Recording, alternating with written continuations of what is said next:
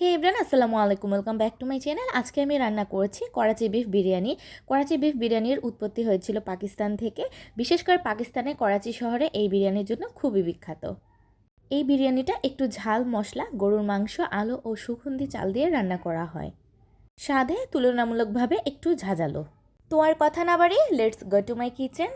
প্রথমে আমি চালটাকে সেদ্ধ করে নিব। এই জন্য আমি এখানে পোলার চালটাই ব্যবহার করব। তাই পানিটাকে ফুটিয়ে নিলাম। এর মধ্যে দিয়ে দেবো তেজপাতা, এলাচ, দারুচিনি, লবঙ্গ, জয়ত্রী আর দেবো 1 চামচ আস্ত জিরা।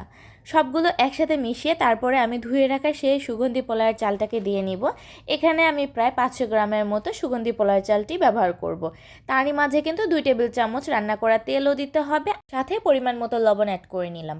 এখন চালটাকে সেদ্ধ করে নিব 70%-এর মতো। এই তো চালটা আমার সেদ্ধ করা হয়ে গিয়েছে। এখন চালটাকে তুলে ফেলবো। অপরদিকে আমি বিফটাকে রান্না করার জন্য চলে যাচ্ছি।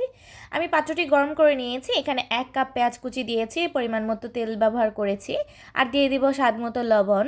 পেঁয়াজটা যখন লালচে রং হয়ে আসবে ঠিক তখনই অ্যাড করে দিতে হবে আদা রসুন বাটা।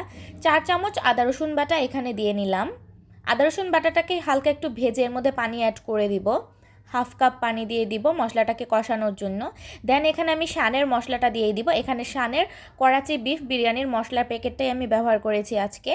সেটা দিয়ে নিলাম আর দিয়ে দিব 1/2 কাপ পেঁয়াজের বেরেস্তা। তারপরে দিয়ে দিব 1 কাপ টক দই। আপনারা চাইলে যে কোনো ব্র্যান্ডেরই টক দইটা ব্যবহার করতে পারেন। টক দইটা অনেক ক্ষেত্রে অনেকের হাতের কাছে থাকে না, সেক্ষেত্রে কিন্তু এটা ব্যবহার না করলেও চলবে। তারপর আমি বিফগুলোকে দিয়ে নিলাম। বিফটাকে আমি ছোটো ছোটো পিস করে কেটে নিয়েছিলাম। বিফটাকে কষাবো। কষানোর মাঝে কিন্তু লিকুইড মিল্ক অ্যাড করতে হবে 1 কাপ।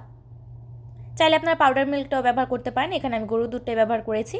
দেন দিয়ে দিলাম আলু বোখরা আর কিশমিশ। আবারও ঢাকনা দিয়ে ঢেকে নিব, সেদ্ধ হওয়ার জন্য অপেক্ষা করব।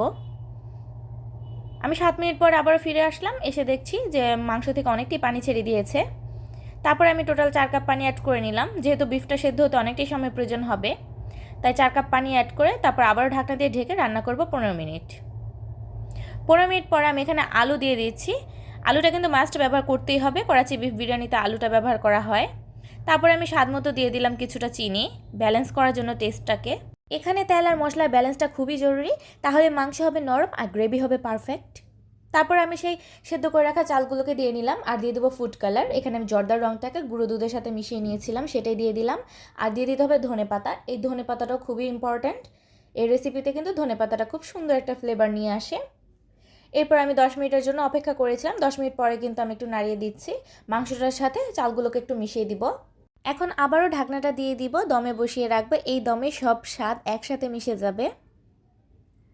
রেডি আমাদের করাচি বিফ বিরিয়ানি, ঝাল, সুগন্ধি আর একদম রেস্টুরেন্ট স্টাইল। ভিডিওটা ভালো লাগলে কিন্তু লাইক, কমেন্ট আর শেয়ার করতে একদমই ভুলবেন না। আর আমি আজকে করাচি বিফ বিরিয়ানির রান্নাতে যে মশলাটা ব্যবহার করেছিলাম সেটা স্ক্রিনে দেখিয়ে দিচ্ছি আপনাদের বোঝার সুবিধার্থে। এই মশলাটা আপনারা সুপার শপেও পেয়ে যাবেন অথবা আপনার দারাজ থেকেও পারচেস করতে পারেন। তো আজকের রেসিপিটা এই পর্যন্তই ছিল। আবারও হাজির হব নতুন কোনো ভিডিও নিয়ে। ততক্ষণ আপনারা সবাই খুব ভালো থাকবেন আর আমার জন্য দোয়া করবেন। আল্লাহ হাফেজ।